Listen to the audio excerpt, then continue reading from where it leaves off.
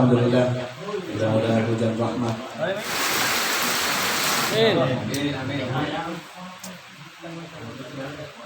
Alhamdulillah para bapak kita sekalian menyelesaikan weekend doa yang istighosah untuk kemanfaatan kita semua, kemanfaatan keluarga-keluarga kita, untuk kebaikan kita semua. Mudah-mudahan Allah Subhanahu wa taala menurunkan rahmahnya, memberikan maghfirah terhadap kita, memberikan kemudahan, dan di antara kita yang sedang memiliki usaha dimajukan usahanya oleh Allah Subhanahu wa taala.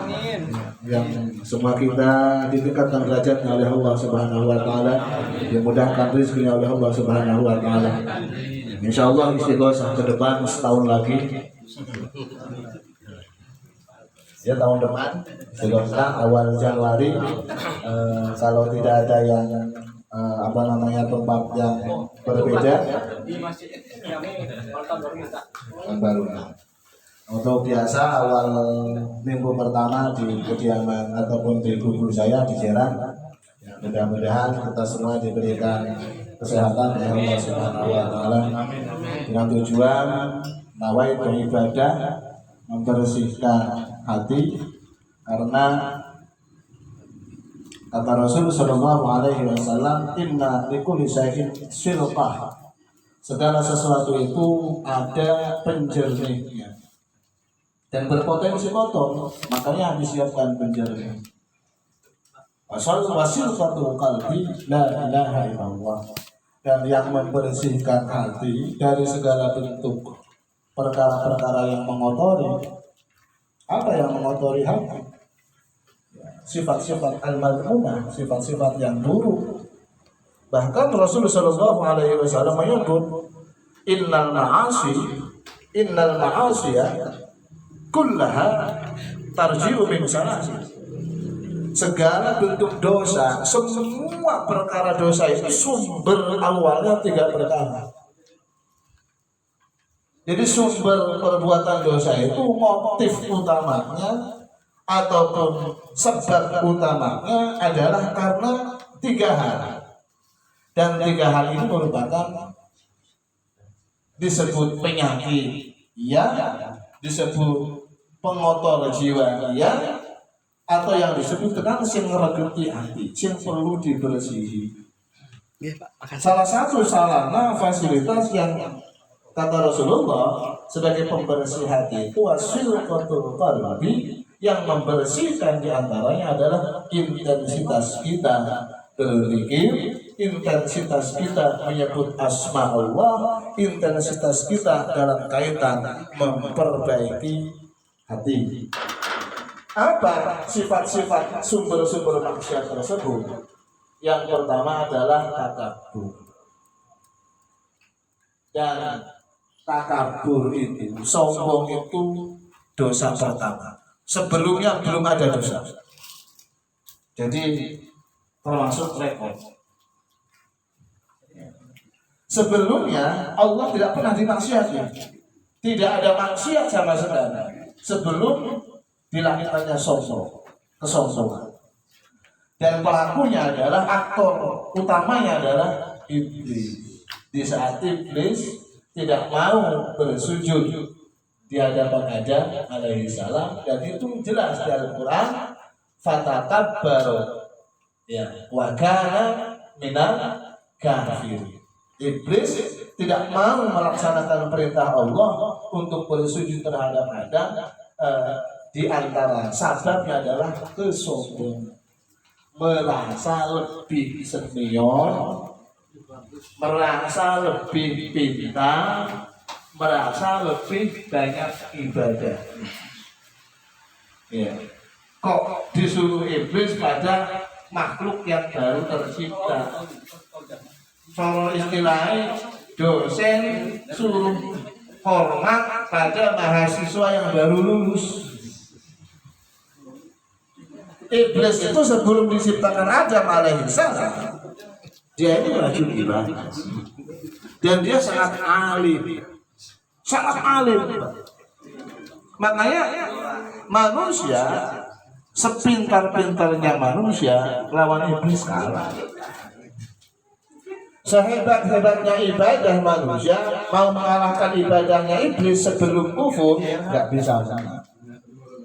Makanya di dalam Al-Quran manusia mau selamat dari makrus syayatin, dari rekayasa setan, manuver setan, dengan ilmunya, dengan ibadahnya manusia tidak akan mampu bisa kecuali karena penjagaan Allah Subhanahu wa taala. Mereka yang tidak gampang mengikuti iblis itu karena dijaga oleh Allah Subhanahu wa taala. Makanya kita selalu minta dijaga oleh Allah agar kita dalam doa yang diajarkan Nabi, Allahumma a'inni ala dzikrika wa syukrika wa husni ibadah. Ini kadang-kadang doa kita sing urusane karo rezeki. Iya. Kalau minta diberikan kekuatan untuk selalu kuat zikir, ya, pintar bersyukur dan matang dalam ibadah, ini kok jarang. Ya, ini doa yang diajarkan oleh Nabi yang karena Nabi Shallallahu Alaihi Wasallam, Rasulullah gak pernah meninggalkan doa ini dalam setiap setelah sholat. A'inni ala dzikrika, tolong aku ya Allah. Karena kalau tidak dari Allah kita susah ibadah. Banyak orang punya waktunya tapi alasan kesehatan. Ada orang yang sehat tapi alasan kesibukan. Ya, macam-macam.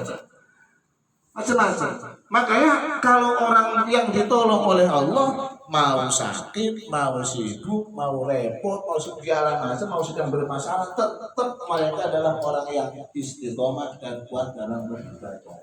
Makanya kita juga jangan lupa meninggalkan minta diberikan pertolongan kuat dalam intens berzikir, pintar bersyukur, dan kuat dalam ibadah, husni ibadah. Ringkas, Allahumma a'inni ala dzikrika wa syukrika wa husni ibadah. Ya rezeki ya jalur berpadu, jalur rezeki. Jadi seimbang, minta matang dalam ibadah, minta dikuatkan hati agar tidak gampang terprovokasi untuk hasud, terprovokasi untuk takabur, terprovokasi untuk pelit. Kita minta seperti itu. Jadi agar kita tidak tergolong terhadap orang yang berorientasi terhadap urusan dunia. Jangan-jangan kita ini sugih melurut tapi manjini wong sing hubud dunia. Hah? Sebab apa doanya kewanangan? Orang itu melihat daripada target, obsesi dan keinginan. Doa kita urus ya Allah. Tambahkan rezeki saya ya Allah. Ulilok doa kita. Ya Allah, jadikan lisan saya adalah lisan yang berarti. Hati saya adalah hati yang bersyukur. Badan saya badan yang kuat dalam beribadah. Jarang doa seperti itu. Ya Allah, angkat derajat saya ya Allah. Jadikan saya saat ini atau menjadikan saya beberapa waktu yang ke depan menjadi orang yang naik pangkat saya. Itu salah urusan. Nah, ucapan-ucapan seperti ini tendensius menunjukkan obsesi terhadap urusan dunia. Mending soge masih dihubungin hubud dunia. Nah, ya, ini mana? Orang soge tapi dimanjingakan yang kelompok hubud dunia. Ayo kita minta yang seimbang, boleh. Makanya istilah doa sabu jagate atina fid dunya hasanah wa fil akhirati hasanah. Itu seimbang. Bahkan Rasulullah SAW ngomong, bukan orang akan menjadi orang yang rugi. Mereka adalah orang yang intens dalam urusan dunia, tapi dia meninggalkan akhirat, rugi. Bukan orang bijak, orang yang terus melaksanakan urusan akhirat, tapi meninggalkan urusan dunia. Orang yang baik adalah mereka yang hidup di alam dunia tetapi tidak lupa untuk akhirat. Ini yang pertama. Yang kedua, dosa yang kedua adalah al-khirs, serakah, gak pernah cukup, kurang baik. Itu digambarkan bukan bermaksud kita sedang berbicara buruknya, tetapi menjadi iktibar, ibrah. Bagaimana Nabi Adam alaihissalam yang sudah difasilitasi di surga dengan segala fasilitas yang luar biasa, hanya satu yang tidak diperbolehkan, tetapi menggambarkan manusia diciptakan dalam karakter gak pernah punya rasa syukur, gak pernah punya rasa syukur. Karena Nabi Adam alaihissalam pun mengambil sesuatu yang dilarang oleh Allah Subhanahu wa Ta'ala. Jadi karakter dasar itu adalah ambisius, pengen sekabeh, gitu. Kecuali mereka-mereka yang memanage jiwanya dengan syukur. Dan yang terakhir adalah al-hasad. Hasud ini maksiat pertama yang ada di dunia. Sebelumnya ya di dunia itu Nabi Adam alaihissalam tidak pernah bermaksiat, dan maksiat pertama yang dilaksanakan di dunia itu adalah hasud dengan putra Adam, Qabil terhadap Habil. Dari hasud tercipta kebencian, membenci. Dari membenci adalah melaksanakan sebuah mengalirkan darah. Jadi kadang manusia diawali daripada suudzon, setelah suudzon buruk sangka, setelah suudzon renggang, setelah renggang hasud, setelah hasud membenci, setelah membenci memusuhi, setelah memusuhi nanti akan merusak. Dan innallaha la yuhibbul mufsidin. Allah Subhanahu wa Ta'ala tidak mencintai orang-orang yang senang yang melaksanakan kerusakan terhadap individu orang lain ataupun kerusakan terhadap kerusakan orang lain. Dan maksiat itu adalah merupakan diibaratkan al-ifsadul fil ardh.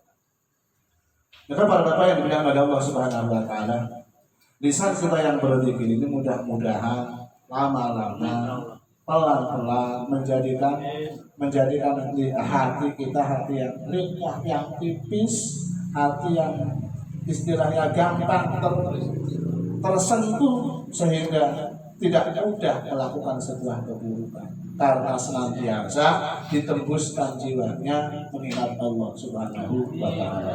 Tujuan kita dalam setiap sebulan sekali saya mengajak para bapak sekalian, yang pertama silaturahimnya dan juga belajar berzikirnya, yang akhirnya kebiasaan zikir ini juga dibiasakan di dalam kegiatan ataupun ibadah kita masing-masing di rumah. Yang tujuannya mudah-mudahan hati kita dijaga oleh Allah Subhanahu wa Ta'ala, karena yang bermanfaat la yanfa'u malun wala banun illa man atallaha biqalbin salim. Kelak nanti manusia tidak mendapatkan keuntungan daripada anak ataupun harta benda, kecuali keuntungan itu lahir daripada kebaikan hati, hati yang terjaga, hati yang selamat daripada segala bentuk penyakit, hati yang paling utama adalah selamat daripada gangguan jiwa, gangguan setan yang disebut dengan husnul khatimah. Mudah-mudahan kita semua digolongkan oleh Allah sebagai orang-orang yang husnul khatimah. Assalamualaikum warahmatullahi wabarakatuh. Lagi tahun depan kita istighosah di Jeddah ya. Pokok malam minggu pertama.